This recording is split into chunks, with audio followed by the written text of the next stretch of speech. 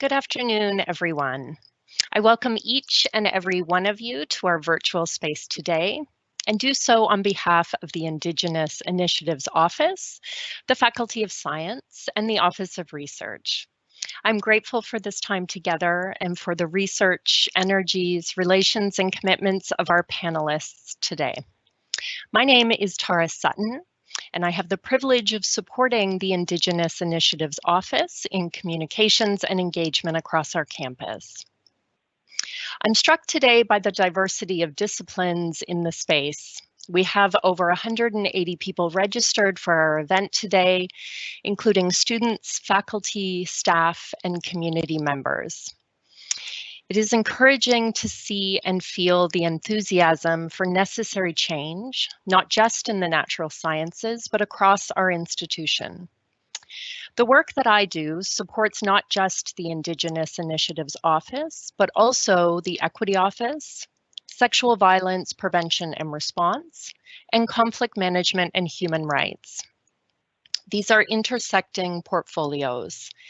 We know that we cannot have equity without active and ongoing decolonization. We cannot have equity without committed work to end systemic racism. And we cannot have equity without ending gender-based violence or upholding human rights. It's with these thoughts that I recognize and acknowledge that the University of Waterloo, where so many of us live and work, is situated on the Haldimand Tract. This track includes 6 miles on each side of the Grand River, granted in a legally binding treaty to the Haudenosaunee of 6 Nations by the Haldimand Treaty of 1784.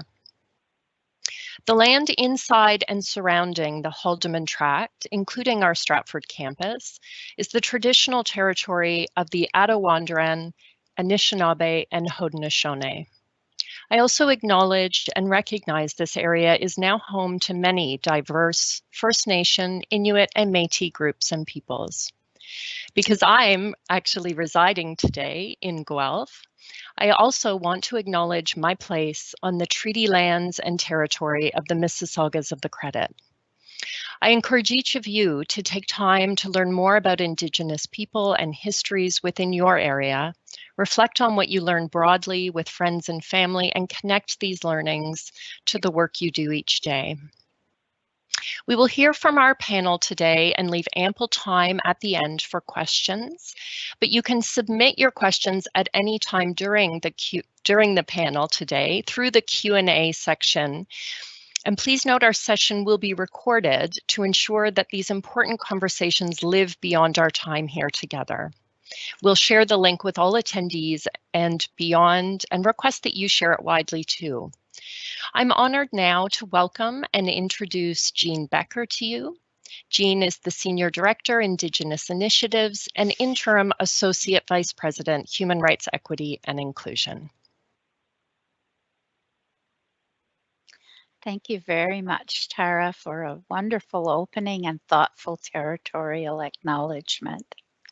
Sego, Bujo, Tansi, Wache, greetings. Welcome, everyone. The University of Waterloo is humbled and honored to host Towards Reconciliation, 10 Calls to Action for Natural Scientists. The presentation we are about to hear is based on a paper of the same title published this past fall and is a collaboration of 5 incredibly experienced and knowledgeable authors. The work of the group gives an excellent detailing of the need for reconciliation in the scientific community and provides meaningful and clear direction on how this can be carried out. We are grateful to hear from the authors and to have the opportunity to interact with the panelists. I would like to welcome Gùdia-Mary Jane Johnson, an elder from the Kluane First Nation, Lawrence Ignace, a policy analyst, Anishinaabe, and Heidi Swanson, biology professor, University of Waterloo. Kluane cheese, miigwech. Thank you to Elder Mary Jane, Lawrence, and Heidi for being here and for sharing your knowledge and experience with all of us. The work you are doing is so extremely important. I would like to first introduce you to Heidi Swanson, who will then introduce Mary Jane and Lawrence. Heidi Swanson is a biology professor in the Faculty of Science here at Waterloo. She is also the research chair in freshwater ecology and a field course coordinator. Heidi's research interests lie at the interface of freshwater ecology and places deep value in developing positive collaborative relationships in all areas and aspects of her work. Thank you so much, Heidi. Over to you. Thank you very much. I am just going to share my screen, and I would ask someone to keep their audio on just to let me know that it's worked.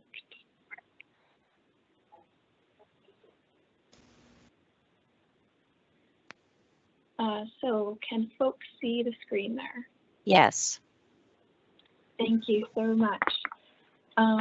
It's a pleasure for all of us to be here. And I would just say that it might be a few delays as we go through the slides. The panelists calling in from Yukon are on the phone rather than on the computer, so I will be calling out slide names. I would like to thank you so much for the introduction and the territorial acknowledgement, Jean and Tara. And I'm going to pass right away to Gùdia, our elder from Kluane First Nation. And Gùdia is going to introduce herself and then open with some ceremony words. So over to you, Gùdia. Mary Jane. Dante, and Leo Shokwasan, Yuk-e, Kuch-e, Shan Gùdia Uye, Guch-enge, Mary Jane Johnson Uye, Ama Tutlasen Uye, J, Ama Guch-enge, Lena Johnson Uye, J, Aswa Gùdia Uye, J na, Aswa Guch-enge, Mary Jane Johnson Uye, J na. Hello, good morning. As I look outside here, I see that it's still winter time. We have about -26 weather here this morning. In my people's way, my name is Gùdia, in English, Mary Jane Johnson. My mother is Tutlasen. In English way, her name is Lena Johnson. My grandmother, my namesake, who has passed, is Gùdia. In English way, my grandmother who has passed is Mary Johnson. By right, I should be introducing at least 5 generations on both my mom and my dad's side, and then you will know my upbringing as well as my my great grandmothers have said to me where I come from, where I come. I would like to acknowledge I and we are located on ceded and unceded First Nation, Inuit, and Métis lands across Canada. We who are part of the land and part of the water are each caretakers of the lands and waters on which we gather. As more people travel around the world and settle into the gathering places of First Nation, Inuit, and Métis, there will be continued stress on those places. I acknowledge and give thanks to the knowledge carriers and the keepers who share First Nation, Inuit, and Métis Indigenous knowledges from all over the world. We stand on the shoulders of our great-grandmothers and grandfathers. There will be things that we do that is a good way, along with I give up trials as we learn and relearn skills and concepts that have been passed to us. We pay our deepest respects and give our heartfelt thanks to those knowledge carriers, keepers, both past and present, For us to be good caretakers, we must respect each other's ability to learn from the past by being present today for a future where our strengths will be each other.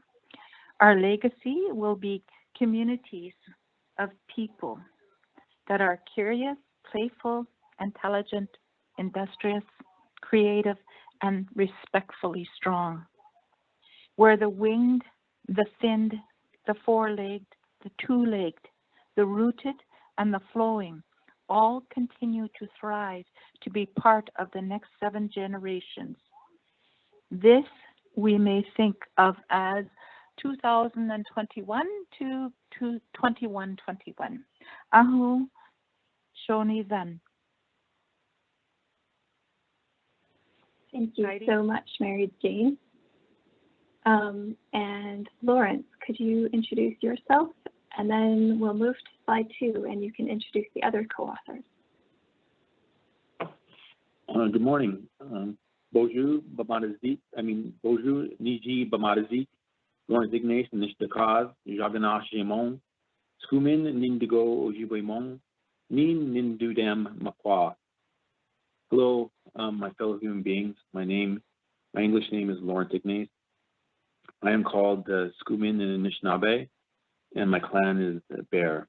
I'm a member of Laktamalak First Nation in Treaty 3 in Northwestern Ontario.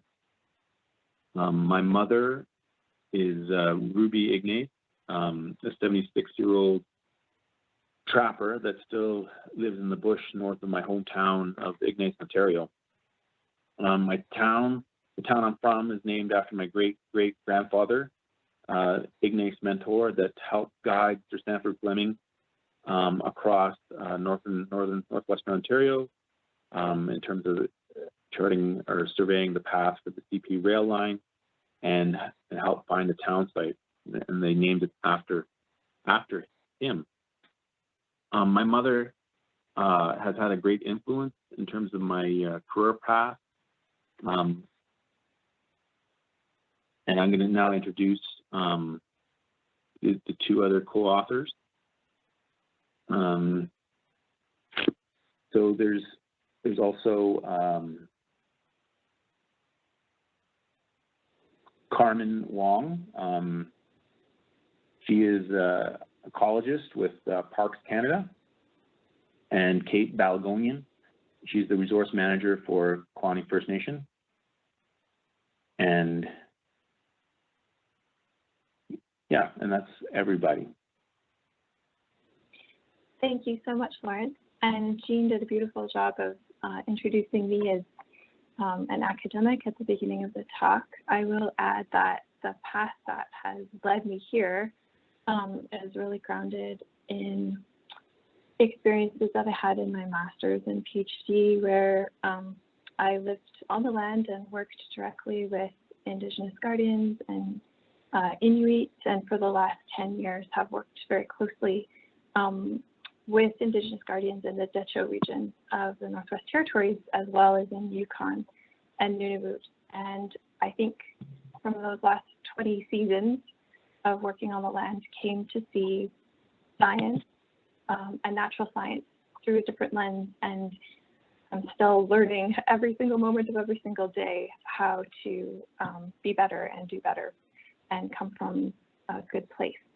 So we are going to move into the body of the talk, and I'm going to move to slide 3, Mary Jane and Lawrence. And Mary Jane, could you take us through why we wrote this paper?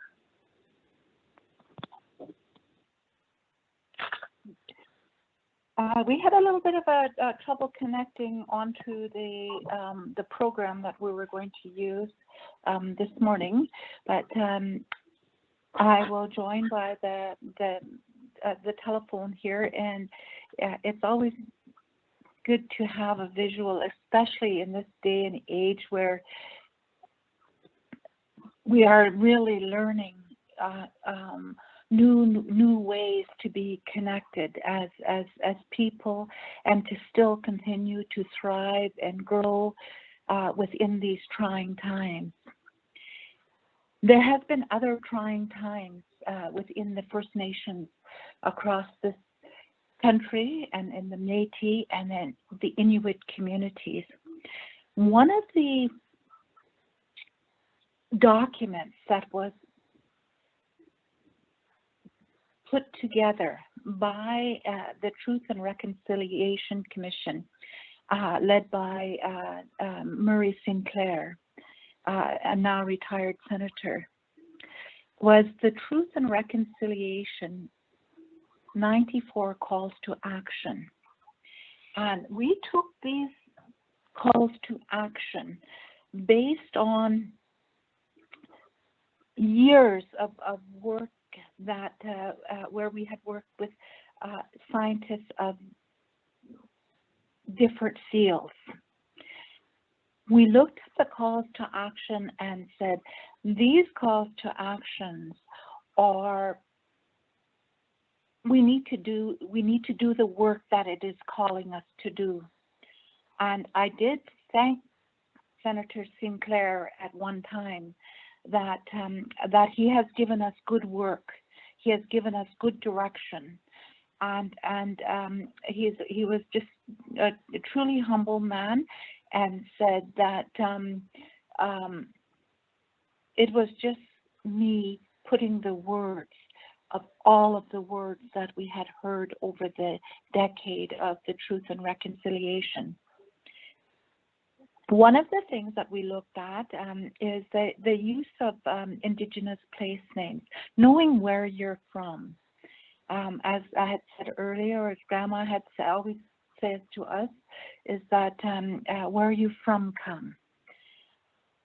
We looked at when knowledge is written down in paper and how it is used and how it is passed on to the generations ahead.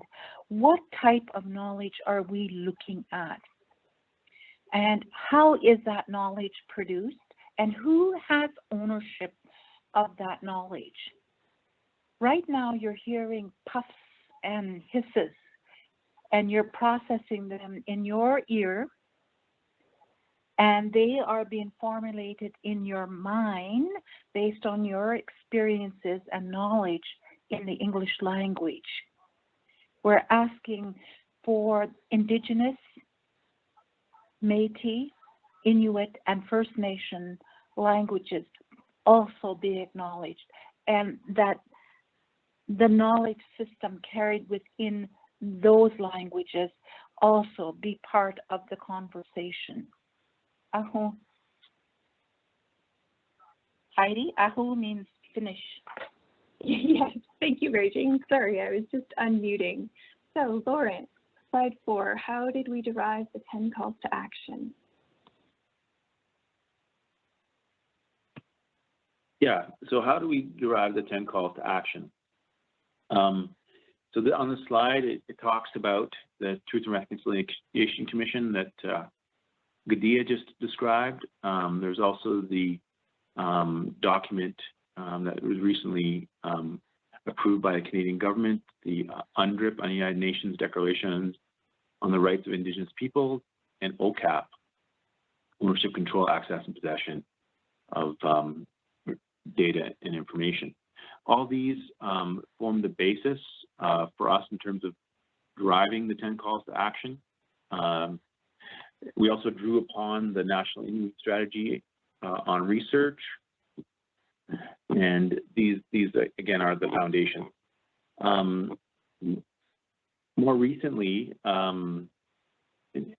we just found out also that the federal government had specifically through the tri-agencies, funding agencies, has established the reference group for providing guidance to these agencies on culturally appropriate peer review approaches and practices for research by Indigenous peoples. I was lucky enough to be I am a part of that as well. All these elements helped us frame the 10 calls to action. Thank you. Excellent. And can you continue on, Lawrence, with why did we write this paper in terms of underrepresentation? Yes. So why we wrote this paper, we believe the underrepresentation of First Nations, Inuit, and Métis people in natural science and the gap in scientific literacy in grade schools needs to be addressed. We wrote this paper to draw attention to this underrepresentation in natural science and to address the gap in scientific literacy in grade school. As you can see from the first bullet point, attainment rates of graduate STEM degrees is 10 times higher for non-Indigenous Canadians than Indigenous people, or 2% versus 0.2% in 2016.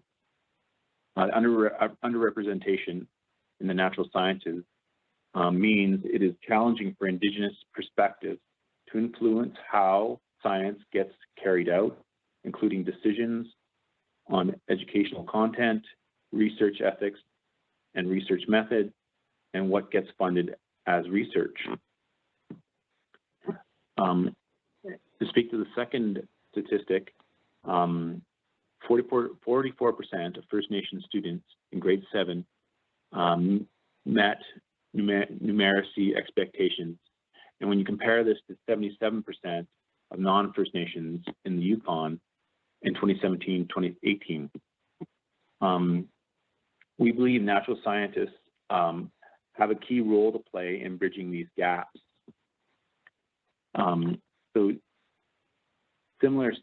So we used Yukon in this example, but similar statistics emphasizing this gap and scientific literacy are found across the country. Thank you. So I'm going to take this one.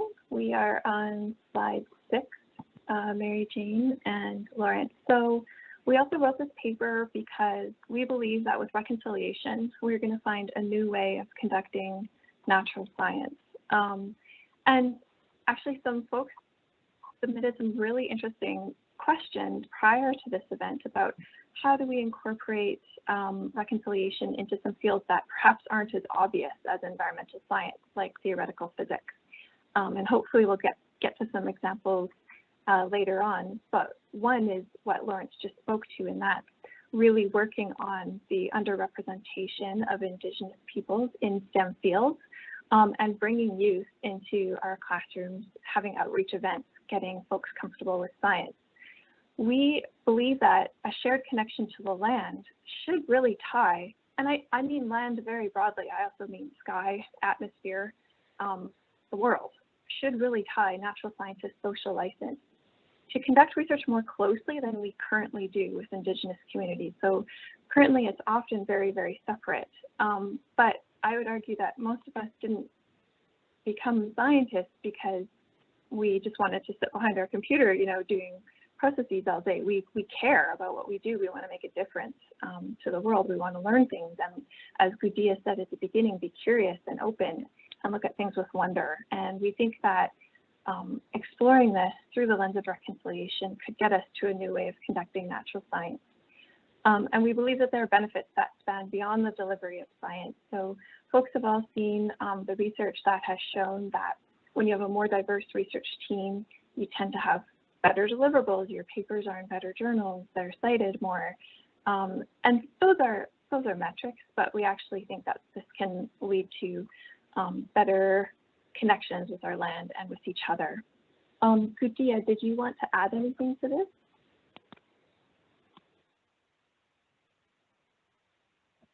Just unmuting myself here. My computer is still trying to work. When we look at new ways of viewing the world in which we are a part of, right now there is a robot that is on the planet Mars, Perseverance. The people that have worked in NASA are working in NASA and probably a number of other space agencies in North America have asked the Navajo people the Dene people. They are part of our language group, even though we live in the Yukon. The Dene in Arizona, New Mexico, over in Utah, they speak the same language as us with a different dialect. But they, this NASA group here has asked the Navajo Nation, the Dene people, to give names to some valleys, and they're not really mountains, but they're mounds, dried valleys. And the Navajo people are really thinking hard, and they got a really good sense of humor, and they said, oh my goodness, we've been given this task to find some names for Mars, features on Mars. What do we know about Mars? And how do we begin to even give names to these features? So when we look at things, there's always new things that come up that change and influence how we learn and how we process information and how we share that information. And we're asking this of scientists, natural scientists. Please don't feel that you are being put in a corner and given direction. This document that we have provided are words to guide your action, to allow for new thinking. Thank you, Gùdia. So we are going to move to slides 7 and 8, where I'm going to briefly outline the calls. And our intention here was to take the 94 calls to action, as Gùdia mentioned, were derived from the TRC. And most of those actions were geared towards organizations, big institutions, and we wanted to, first of all, take some that we thought would be tractable and actionable by natural scientists, but then also bring them down to the individual level. So for every audience, we choose to focus on separate calls. We had a call with NSERC on Friday, so we focused on different ones there, and I think this is our 16th presentation. So for today, we are going to be focusing on calls 2, 3, and 4. Call 2 is about generating knowledge about the land and generating meaningful relationships while we do that, so that we have really good collaboration and better outcomes for all involved. We're then going to talk about knowledge sharing and knowledge co-production. Gùdia is going to go into seeking out advice from elders on respectful ways of handling animals. And she's also going to be speaking about incorporating Indigenous place names as permitted. There's other calls in the paper, and so if there's students on the line that are wondering like how to get started, a really obvious call to start taking action on is call 7, taking a course on Indigenous history and rights. There's lots of online open courses, MOOCs and Coursera, etc. But those calls 2, 3, 4, and 6 are the ones we are going to be focusing on today, with a brief touch on call 5 as well. So Lawrence and Gùdia, I am moving to call 2, which is on slide 9. And for this call, we're calling on natural scientists to recognize that generating knowledge about the land is a goal shared with Indigenous peoples. And I'm going to give you an example here, and then I'm going to let Gùdia finish up the example. So in 2015, I got a call from Yukon, and folks there were working on a really large food security project with Kluane First Nation. And this involved social science, and there were studies on moose and berries and interviews with elders. And one of the questions that came up was, are the fish in Kluane Lake, are the fish in Luanman safe to eat? And so this is where I came in, because I study fish and contaminants. And as a natural scientist, this is a quite easy question for me to answer. But of course, I'm also in an academic institution. And so some folks get a little bit tangled up in how we can deliver on answering community-driven questions, while also, quote unquote, ticking the boxes in terms of being in the academy. We need to train HQP. I need to be generating new scientific knowledge. And I would argue that this just takes a little bit of creativity and flexibility. So what I try to do is juxtapose community questions, and there's community questions from all over the North that come in to our lab. We get a community question, okay, then how can I spin it? To, first of all, the first priority is to answer the question, but then have a deliverable that trains a master's student and answers a question that NSERC would like. And we got into this with NSERC on Friday. So my juxtaposed questions for this project were, are the fish in Kluane safe to eat? And then the project that we layered on top is, how has mercury accumulation changed in response to shifts in hydrology in the lake? And this was a paleolimnological study. It still addressed a community concern, which is what's going to happen to Kluane in the face of a continuing changing climate. But you can see how you can do both at the same time with a bit of flexibility. These projects were completed within 1 year in terms of the community-driven question, and 2 years for the paleolimnology study, and resulted in some knowledge co-production. And I'm going to pass to Gùdia now to talk about how some recent changes to the lake put these questions into even more context. Thanks, A. This work that was done on the fish health on the Kluane Lake. I live on the lake. I was born beside this lake. When we were removed from using the Kluane National Park and Reserve area, and we had to rely on this fish from this lake here as a way for us to survive. So the health of the fish was very much of a concern to all of the people that live in and around Kluane. The work that was done showed, yes, the fish were one of the healthiest of 17 lakes that were sampled in northern Canada. However, the following year, after this study was done, there was a major shift in the water flow into this Kluane because the Cascawalch Glacier shifted where it was draining in through to Kluane. It shifted in through to the Elsac River, in through to the Pacific Ocean, rather than through this lake and then on towards the Bering Sea. Now,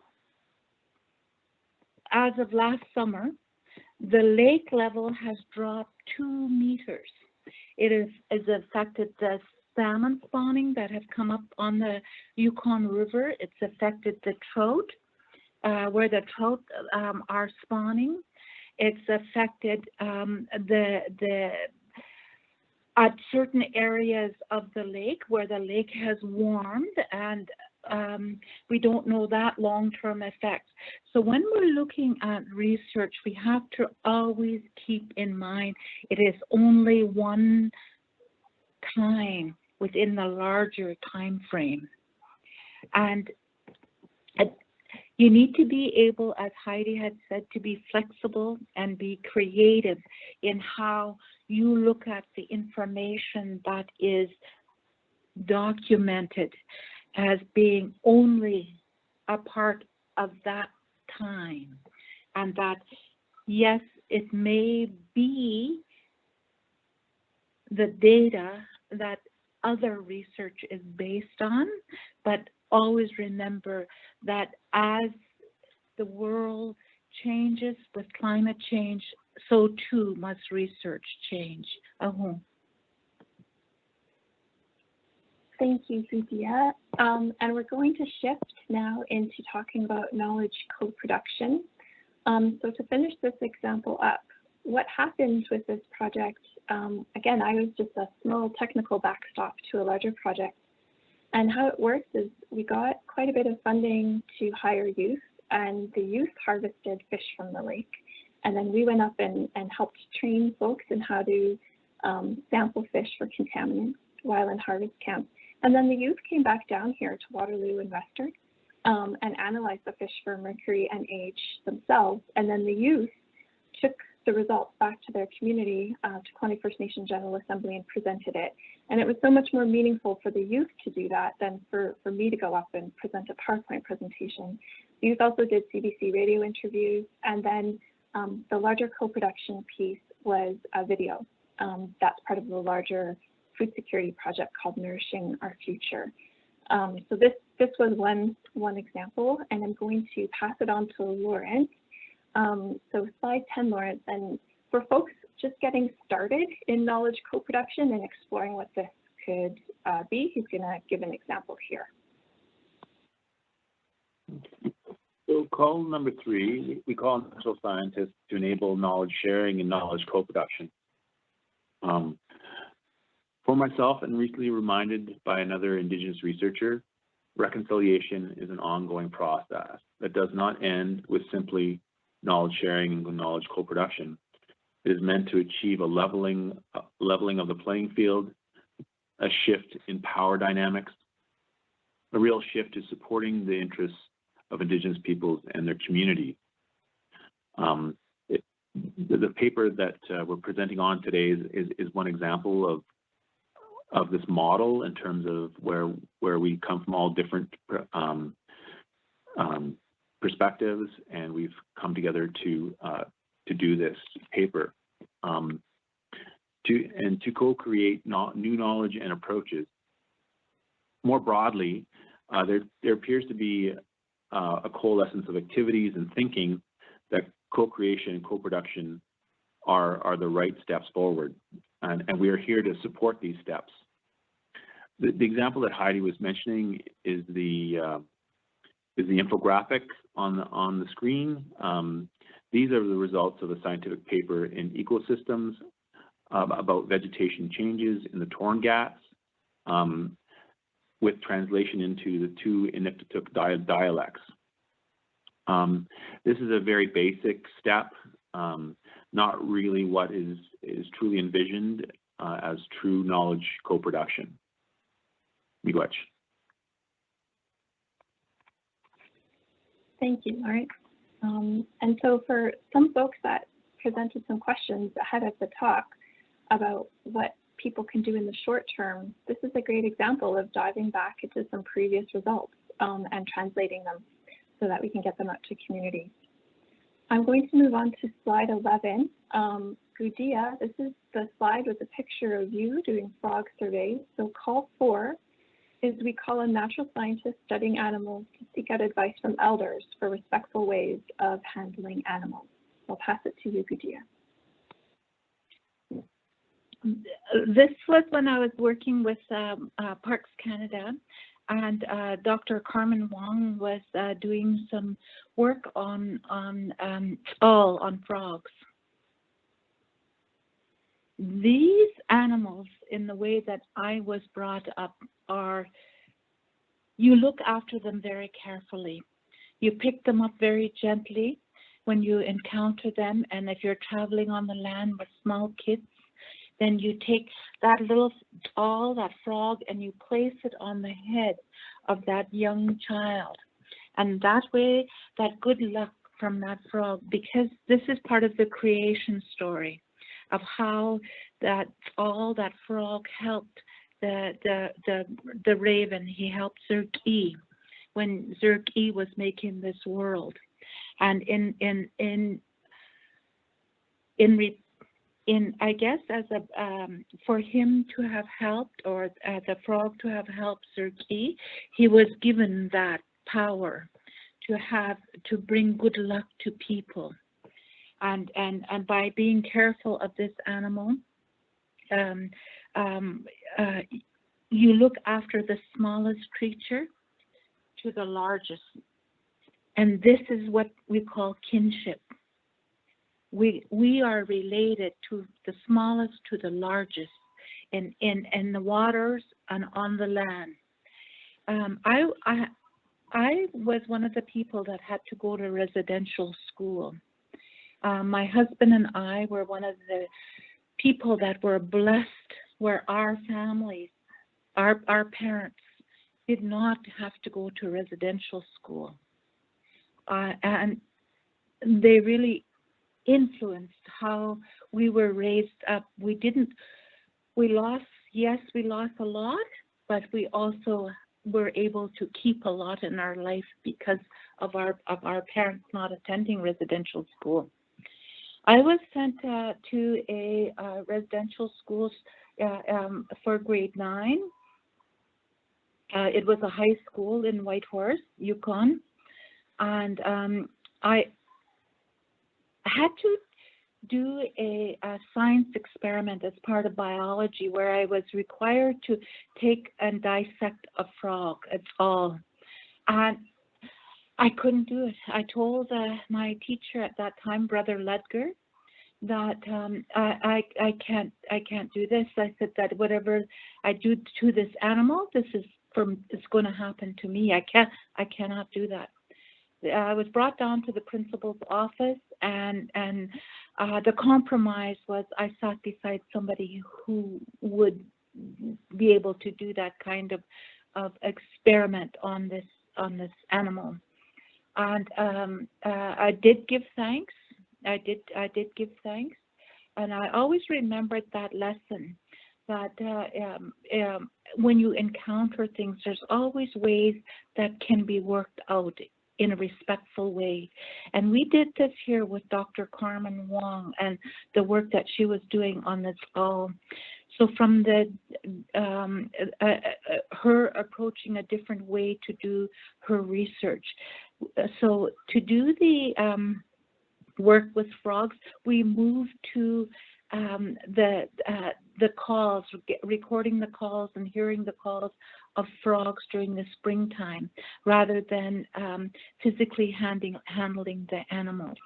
There are many other examples that I can provide, and elders throughout this country can also provide those kind of direction and a good way to do things and to share space with other living beings.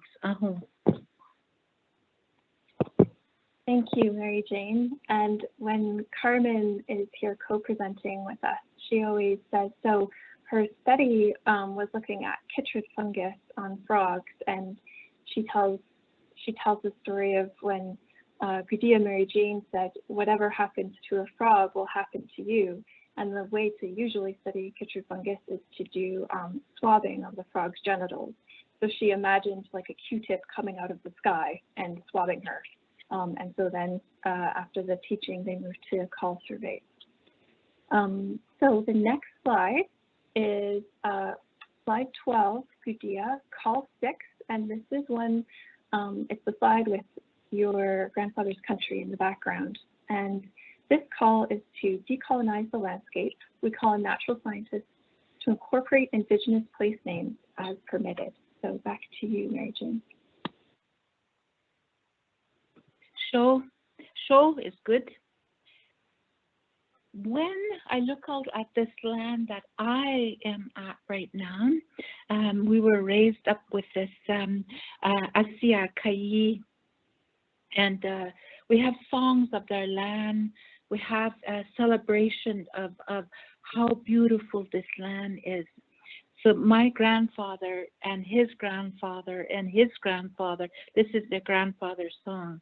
Asia kai ko horder kwasat kwe he dunu heli hayua. When I look out at this land right here, like when I'm standing up on a lookout, I'm looking out at this land, my heart is so big. When I look out at my grandfather's country, my heart is so big. A lot of times when we look at the land as we travel across this country now called Canada,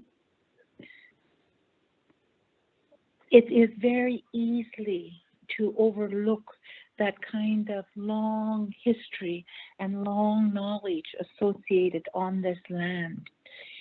The knowledge is not the archaeologists and the depth that they can dig to and the artifacts that they can dig up. To us, that knowledge is a celebration of this land and how our grandfathers and grandmothers have cared and looked after this land over, I don't even know how long. There is a creek, this was about 2 weeks ago. My mother is 92 now, Tutlasen Lena. We were coming back from visiting a friend of hers who has now passed. And we were passing through Congdon Creek. And we were talking about why the names are so important in Dante. Our name for that creek is Krishanjichu, the place of Broken Roots Creek. We know that that water brings roots every spring, just piles of roots. You got to be careful crossing that creek. But yet it was given the name of a man that came up here for 4 months during the Alaska Highway to survey the land, and his name was Congdon. And it is given that name and recognized by all the people who come to this land as being that place in our traditional territory. But to us, it's still Krishanjichu.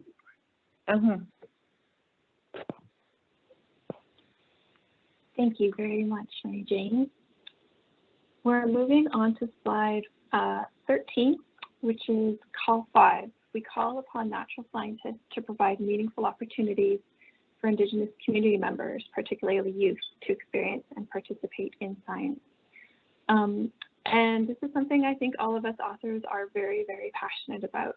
And one thing that I'm going to pass to Lawrence as well, but one thing I just wanted to mention here is the example I gave earlier with youth participating.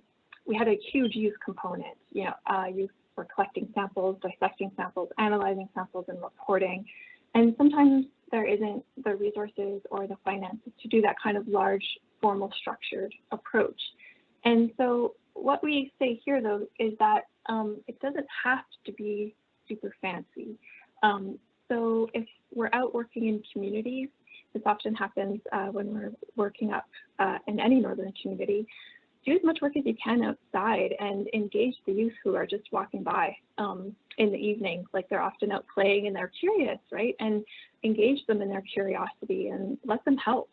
Let them help take photos of what you're doing or process samples or record some data if they're adolescents, and just help get youth comfortable in participating in science, because we really think that one of the points in our paper is that reconciliation is going to be long and deep. This is not something that's going to happen overnight, and that big difference in representation in STEM and underrepresentation and underperformance by Indigenous youth, it's going to take us a while to get there, and we all need to participate in that. And it doesn't have to be super fancy or formal or expensive. Just takes maybe being a little bit more extroverted than a lot of us are. And I'm going to pass to Lawrence for some further thoughts on that. Yeah, some of my fondest memories in my career have been working with youth and experiencing them getting excited about the environment and science. I used to be a project coordinator for a small non-for-profit in Toronto called Ontario Streams, and it was probably one of the best jobs of my life. For everyone and Indigenous communities, the youth are the future. These young people are going to be decision makers, and we need to make sure they have the tools they need to be good decision makers. For many, these research projects could be the spark that gets them into science. Gotcha. Thank you. And I am going to go now on to slide 14. positive things within 5 months of publication. So we're really overwhelmed, actually, by the response to the publication. It's been downloaded many, many times, over 12,000 times. For those of you who are interested in incorporating Indigenous place names into your work, the book that is referenced on the side here is really, really helpful. Of course, you need permissions and speaking with the community and checking spelling and diacritics. One thing that we actually ran into when publishing this paper, or Carmen ran into it, is that the Canadian Science Publishing Group didn't have appropriate templates in the copy editing software for all of the diacritics that were required for Indigenous place names. So we've got lots of little technical things to overcome, but the resources are out there. We made the 20 essential reads for two-eyed seeing in aquatic research, which was really meaningful to us. And I think now Carmen is leading us in all of these initiatives that we're up to, I think, 17 presentations booked to academic institutions as well as government. We were asked in December to review the Canadian Council on Animal Care guidelines for handling wildlife, which we think is very, very important. And what we really want to inspire here today is individual actions by folks. And so, Lawrence, I'm going to pass to you.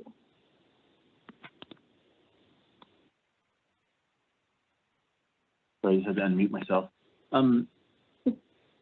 So stealing Mary Gùdia's thunder. I think the 12,000 or so downloads are an indicator this article must have been needed. All these items are relatively small, niche-like impacts, but we're also warmed by these because it shows that people are taking the actions to heart and trying to apply them to their own spheres of influence. Each of them will affect how science will be conducted in Canada. And finally, we're most impressed by the individuals' actions that we're hearing about. One of the things I'm most proud of is we made the 20 essential reads for two-eyed seeing and aquatic research. Some of these folks I used to previously work with, and it's a huge honor for myself. Ignace. Thank you so much, Lawrence. So we are on slide 15, Gùdia. What is your commitment and which calls to action will you undertake? And I think you had some words to share here.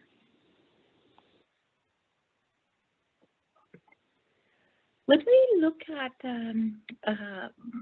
undertaking an action of one of the 10 calls, these are just really simple ways to begin a process of change. And history has shown that change happens as a result of our collective actions. Our actions to us may seem small and insignificant if, we look at them on a daily basis. But as each of our choices accumulates and our actions accumulate, there is significant change that will happen. And we've seen this with the Me Too movement. We've seen this with Black Lives Matter. We've seen this with missing and murdered Indigenous women and girls. We've seen this kind of movement at a small individual action become a global action. And there's also power in having an accountability buddy, someone there that you can bounce ideas off of, share your thoughts and your action, what we worked on, what didn't work, and together, as we move forward, these 10 calls to actions can be achieved. And remember that it is only a framework that you can build further action on.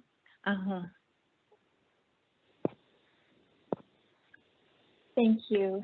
So we are on the last slide, concluding words. I'm going to start this off and pass to Gùdia to close. I feel very passionate. There's one concluding paragraph in the paper where we talk about resisting the urge to colonize the process of reconciliation. And we talk about this in all of the presentations we give. And I really want to drive this point home because what we need to focus on is progress and not process. And sometimes when we're in institutions, we really want to show that we're taking action and we're making progress very quickly. And what happens is that then the progress isn't very deep. And reconciliation, has to be undertaken by all of us individually. And then, it's also going to spread into our structures and institutions. But just creating more process is not going to achieve reconciliation. This is something that has to be done from the heart, and it has to be done meaningfully. And we're all going to make mistakes. I make tons of mistakes. So just when there's urgency to reconciliation, but we can't rush it, if that makes any sense. And so what we're hoping for here is that there will be ripples. We're throwing a stone into a pond, and we're hoping that it's going to ripple outwards.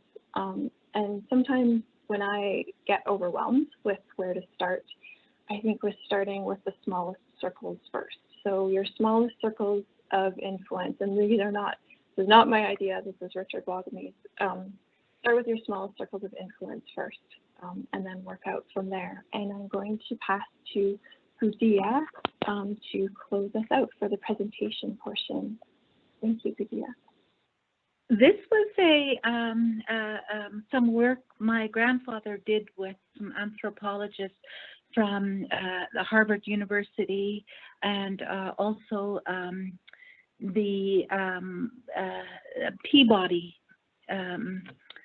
institution back in 1948, when the highway just first came up and through to this country. What he has done there is he, after traveling for many months with these men and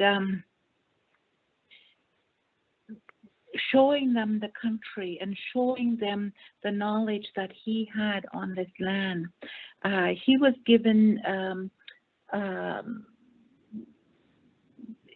the words, and his knowledge were very small part of the final report. That aside, what he has done here is when they were coming back, so there was Jimmy Joe and George John, my grandpa Moose, that's him walking right there, and behind him is Jimmy Joe. And this is when they're making a fire on the other side of the lake. When you make a kwanda is when you are in need of help, and you are signaling to the people on the other side of the lake, or you could be up on top of a mountain too when you do this, that you need help, and help needs to be people on that are able to help will put together their supplies. They will put together what they need, and then they will go and be of a help to that person who made that kwanda. So this 10 calls to action for natural scientists are our signal fire. They are our kwanda, and it is up to each of you as to how you will action one or more of those calls that this document, this kwanda, has put up and called for help on.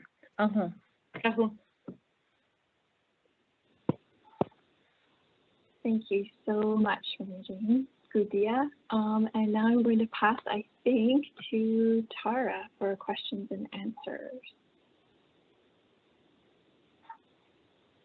Thank you so much, Heidi. Thank you to our panelists, and thanks to those of you who sent in questions in advance and have been posting some over the last hour. You can continue to post questions in the panel that's in the Teams screen, so feel free to interact with us in this way. So for the panel, maybe we will start with a question that was submitted in advance. How can we make our research labs more welcoming and inclusive to Indigenous students? That's an excellent question. Lawrence, do you want to start that one off? Sure. So I'm not completely familiar with Waterloo's setups, but I think that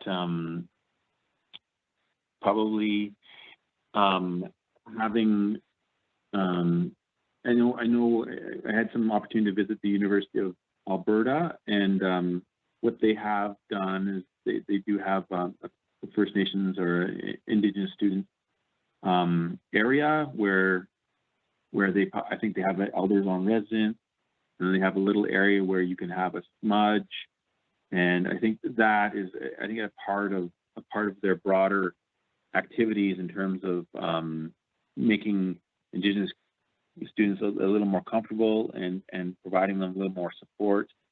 Yeah, I think activities like that will help support Indigenous students or other students in terms of learning about the culture and making a more welcoming place to do your academics. Ignace. Gùdia, do you have anything to add to that? Yes. I had mentioned earlier that about language and how in oral traditions, knowledge is embedded in the language. It is important for the individuals that are laying out the direction of learning for young people, that they also be open to hearing new words, and within those new words, new ideas and new understandings themselves. So when the First Nation, Inuit or Métis or Indigenous student is putting their words in English, allow them the freedom to take concepts within their language also and put that in what it is that they are reporting on. The other one is that there are many different ways to understand one document that is being used or cited. And we have to make sure that when we are using those kind of information, that we are conscious that that document and that information was probably written by a young university academic, either as a master's or as getting their doctorate or continuing on and doing research in that kind of academic kind of thinking. A lot of those documents that are produced by very young people. They are very young people that are putting their thoughts, their understandings into a document.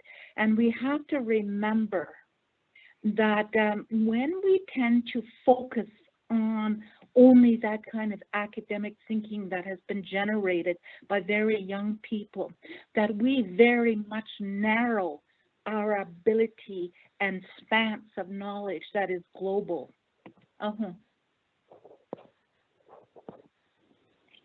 Thank you so much, Gùdia. And I'm just thinking here, but I'm wondering if it's possible, perhaps Robin and Jean, to reach out to the group that has signed up for this session with perhaps a summary of some of the supports that are available to Indigenous students here on campus of University of Waterloo for folks maybe who haven't interacted with your offices before.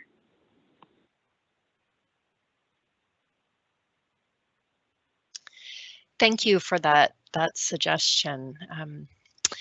We will definitely do that. I think that's a great idea. Another question that was submitted in advance, how can researchers prioritize understanding and working towards reconciliation in this funding landscape that currently, that requires results, quote, now or within a 3-year timeline? Yeah, this came up a bit with our talk with NSERC on Friday as well, and I talk about it quite frequently. It's challenging, but it's not impossible. And so, yes, we need results within sometimes 1-year time frame. The Kluane Lake study actually was within 1 year. We only had 1 year of funding, and we were able to produce results. I think that a little bit, I'm going to answer that question perhaps in 2 ways. From my perspective, there are trade-offs. So one thing that's often I will completely own is that my publication rate is quite slow because I prioritize community engagement and relationship building, and that takes time, and it does take some time away from publishing. But I haven't actually ever doing a community-facing or knowledge co-production piece takes a significant amount of time in terms of building the relationship, but that has never precluded me from reporting to NSERC or to whatever else funder I'm being funded by within 3 years. The technical work I can always get done within that time frame. The co-production can take longer, depending on how developed the relationship is and what is going to be most useful for the community, and sometimes what's most useful evolves. So you'll try your first co-production piece and don't quite hit the mark, and you have to workshop that and go again. But I haven't actually encountered too much trouble with the timeline in terms of co-production. Lawrence or Gùdia, do you have anything to add to that?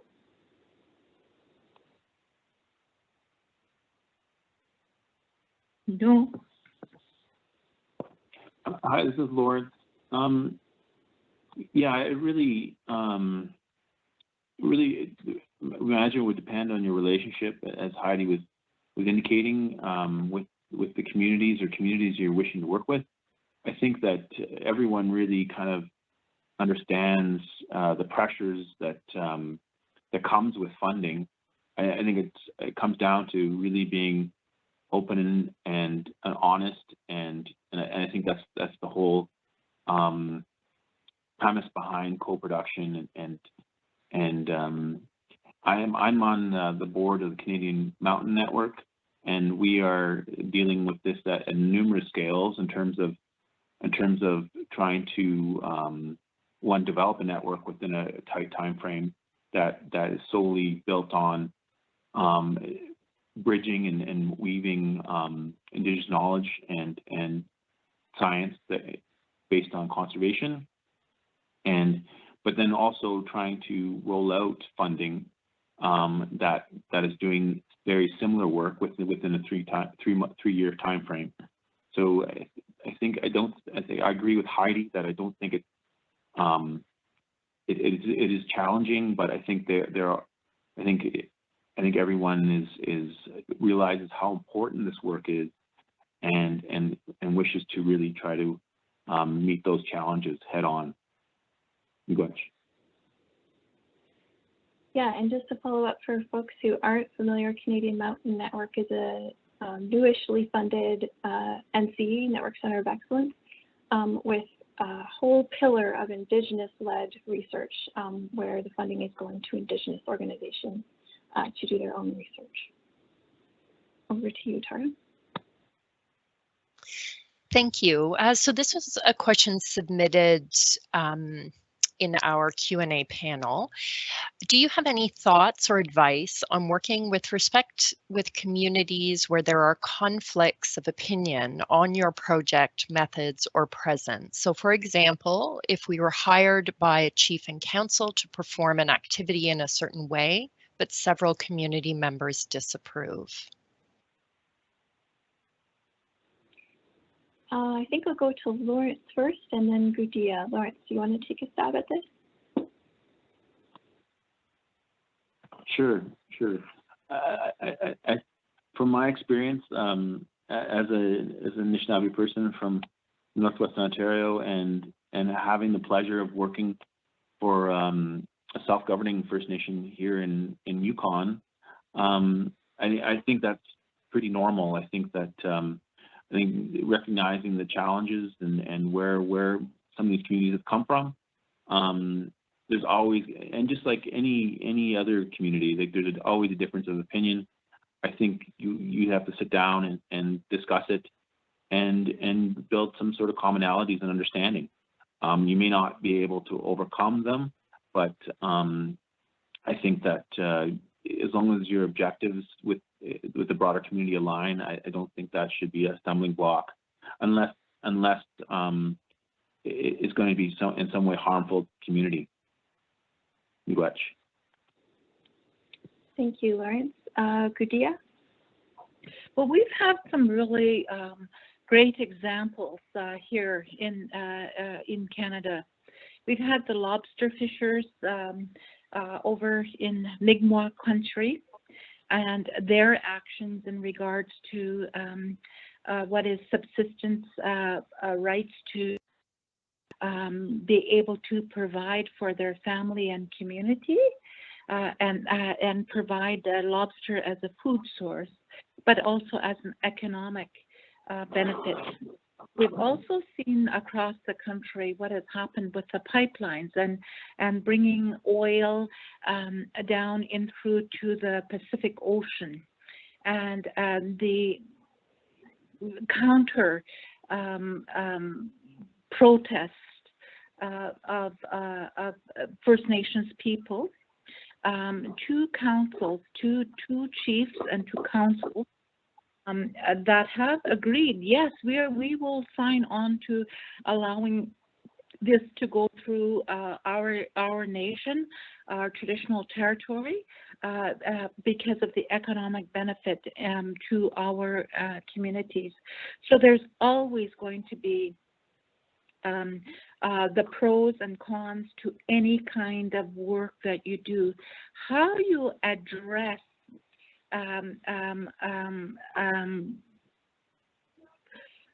counter opinions is by respectfully acknowledging, yes, we hear, understand, and hear your words. What one elder said to me years ago was, take time to have a cup of tea. And when you have that time to have a cup of tea, you listen. And when you listen, you are respectful in understanding what it is that that person or that group of people are saying, and how to move ahead in a good way. Thank you, Gùdia. I would just add that I think that this also speaks to call one, understanding the sociocultural and political history of the lands that you're going into. And I'm only saying this because I have made this mistake of having, a lot of experience in some regions of the Canadian North, and then coming into other traditional territories and doing something completely wrong, going against protocol, not respecting things the way I should because I hadn't done my homework. The other thing I would say, in just my own experience, is that it's very difficult to build relationships with people when we're sitting around a board table under fluorescent lights. So in my experience, relationships are built when we can get outside, when everybody can go for a walk, when you can go for a walk with a person who disagrees with you, or as Gùdia just said, drop by for some tea and bannock, or have a fire. It just results in, if we can get out of some of these colonial constructs of how we even communicate, I think that can be helpful. Thank you. Thank you so much. The next question, any ideas for including Indigenous folks if your research site is not in community or within a group's territory, or even finding out place names?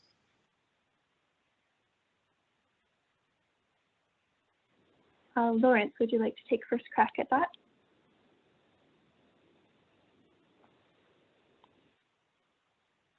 Sure. I think, well, the amazing thing about research and academia is that there's considerable flexibility from my perspective anyways, and I think that the world's your oyster in terms of how you want to structure your projects and reaching out to communities, and particularly as we were talking earlier about youth, I think that these are all great opportunities that I think more researchers should be investigating and looking at. I'm not really seeing that from my perspective as a challenge. Maybe others can elaborate further. Ignace. Gùdia, would you like to perhaps give some advice on how to go about starting to incorporate Indigenous place names? One thing that I was a part of a discussion on grizzly bears last week, and an individual that had over 20 years of working with 11 self-governing nations here in the Yukon Territory had used words of thanks, Shonizan, Quanishchis, Guanishchis, Masicho. And this individual said, as he was reading the document and he come to the final page of his presentation, he said that, thank you, Shonizan, I can't read the rest, but you know what I mean. And I thought, holy mackerel, an individual that had that many years of working with self-governing nations here in the Yukon Territory was very disrespectful in putting down words of thanks in the First Nation languages, and then didn't even have the respect to acknowledge the words that he had included in his slide. So if you're going to be using First Nations words of thanks, if you're going to be using the place names, make sure that that you use them and respectfully include them, and that they are not just included as a checkbox in what you are presenting. Thank you so much, Mary Jane. So I'll give an example from work that I do in Yukon. And so as Mary Jane was explaining in the talk, all of the place names have very deep meanings. So for the project with Kluane First Nation, our first step, there is for Yukon a geographical place names index and a gazetteer that includes Indigenous names, which can get us a first cut. But then what usually happens, and in this case happens, is we contact the nation and say, hey, we've finished up this project that we've all been working on together. These are the main findings, and we discuss that back and forth to make sure that that's all okay and we're hitting points that folks are interested and engaged in. And then we say, are you comfortable with us using Indigenous place names? And if so, then we have a list that's looked over by the nation and also in Decho by a group of elders. The spellings change quite frequently and the diacritics can change frequently, so it's important to have those looked over instead of just getting it off of Google or another paper, and we go back and forth. So it is a discussion for sure. Back to you, Tara. Thank you, Heidi. I think you actually just addressed the next question, which was how to ensure that deliverables are relevant and useful to the community. So I think certainly consultation at the beginning, as you just mentioned. Is there anything else that anyone would like to add to that?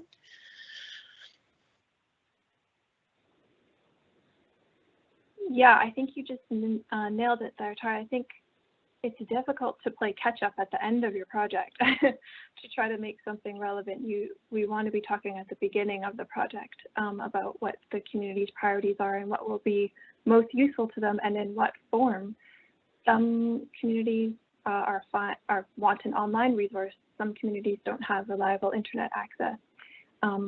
Some youth would really prefer a video, and others would prefer something written that they can take home and read and have translated. And that's the other thing, looking into what languages and dialects your public-facing piece should be translated into. Gùdia, other thoughts on that?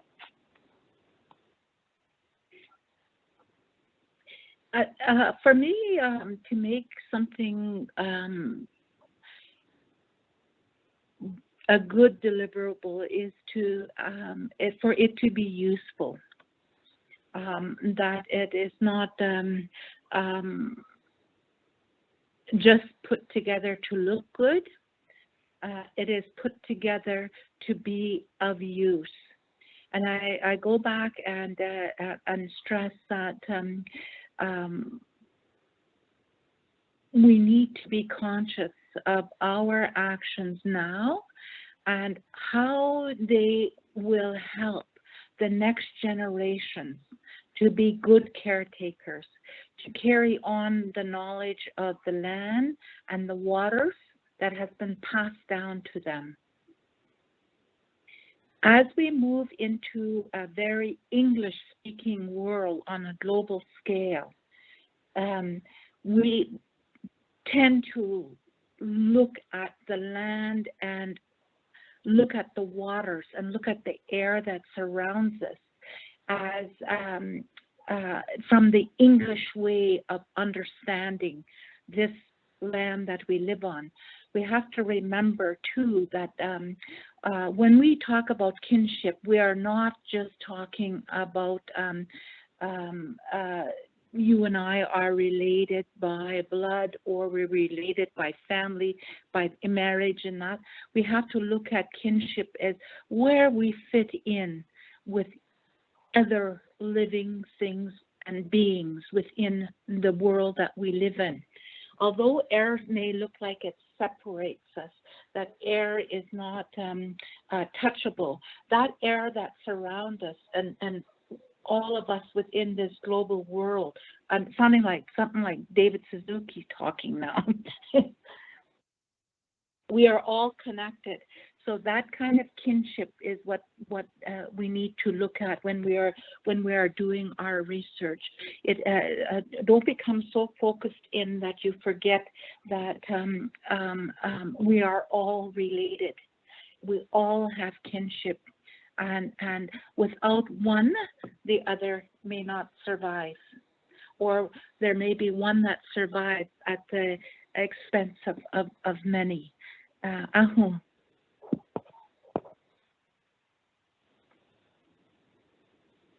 Thank you so much, Mary Jane. Back to you, Tara. Thank you so much. So this will have to be our last question with just a couple minutes that we have left. What is the most respectful and responsible course of action when one's scientific findings conflict with firmly held views of Indigenous groups relevant to the project? Lawrence, do you want to take a first go at this, and then we'll pass to Gùdia? Sure. I think Gùdia was touching upon this, and I think a really good example is the Wet'suwet'en, the difference between the sort of hereditary chiefs and the elected council right now. The government of Canada and the government of BC have chosen to work with their hereditary chiefs and to some extent cut out the elected chiefs. It's really left a rift in the community, and not in a situation where the elected chiefs may choose not to participate in any sort of future decision. I think that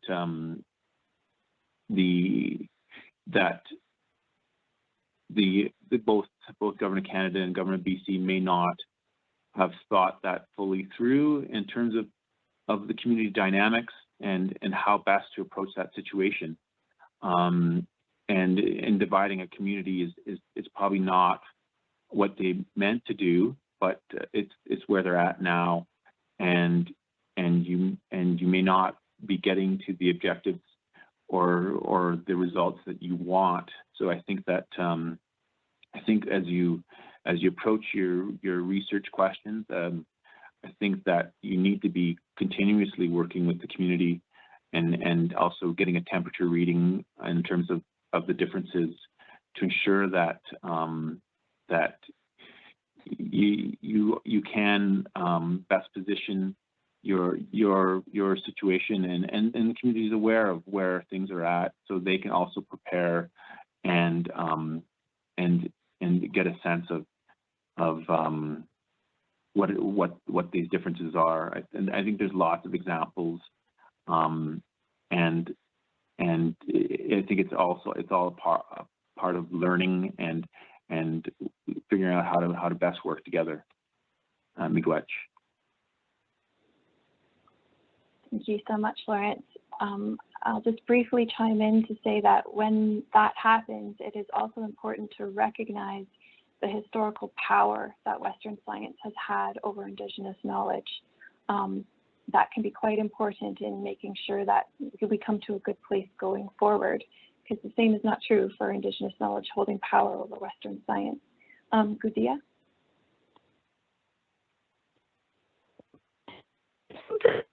To action. When we first sat down and tried to put down our thoughts collectively, is an example of us trying to work around our very different upbringing, our different approaches to life and living on the land, and hunting and fishing and trapping and gathering and making money, and then going to the grocery store and looking at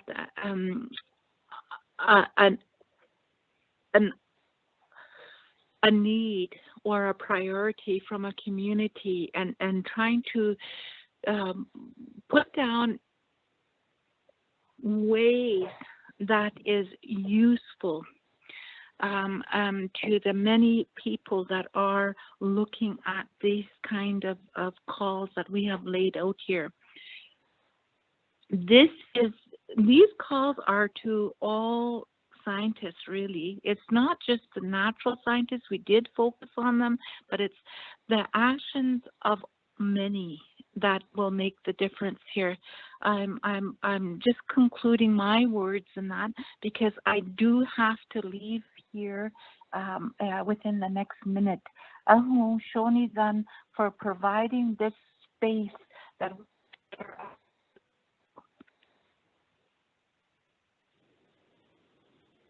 Thank you so much, Gùdia. We so appreciate you being here. Tara? Thank you very much. Thank you to our panelists for such a thoughtful and necessary discussion, and to attendees for your engagement. I'd now like to turn things over to Dr. John E. Thompson.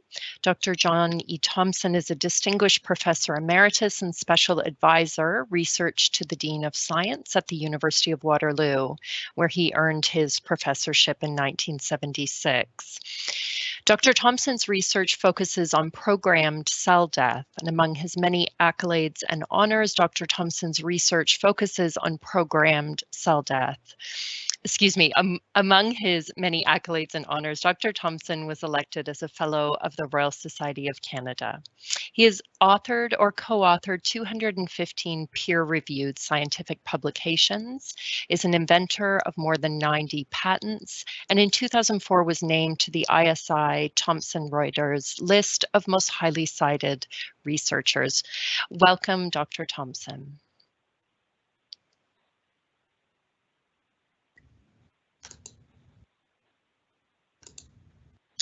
Thank you, Tara. Can you hear me okay? Yes, we can. Thank you so much. Okay. Elder Gùdia, I think you've left, but in case you haven't, Lawrence and Heidi, let me say at the outset that your presentations and the panel discussion were excellent. Thanks and congratulations. The importance of your message in helping us move from intent to action in our reconciliation efforts cannot be overestimated. And your passion for this cause literally reverberated across the lines of virtual communication that have brought us together. You could feel it.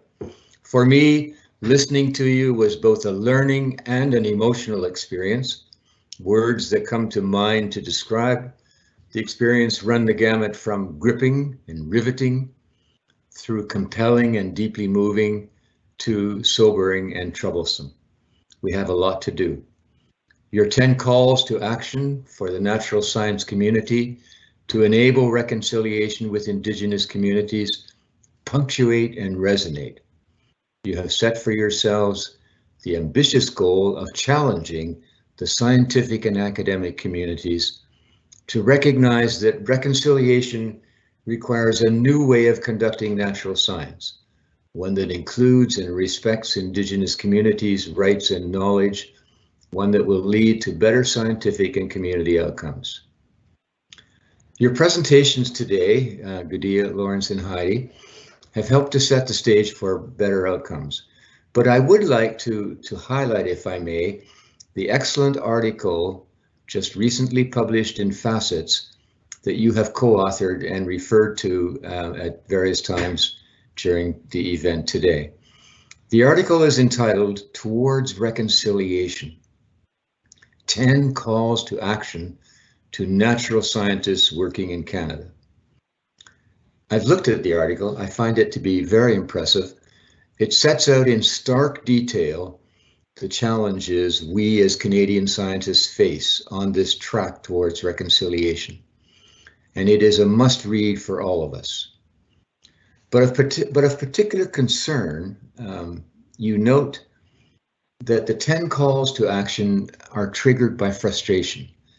And this caught my attention and caused me to reflect a bit. I can only say, frankly, that it is both sobering and disheartening to learn that you have witnessed natural scientists treating Indigenous communities with blatant disrespect and ignorance of Indigenous rights. I actually find it hard to believe that, but it certainly is the case, and it should not be, of course. To quote rather from your Facets article, and I'm quoting here, "Scientific research is not immune to or removed from the need for reconciliation." That's a very powerful statement. And finally, I'd like to turn to your 10th call to action, which in some ways, in my view, is the most poignant.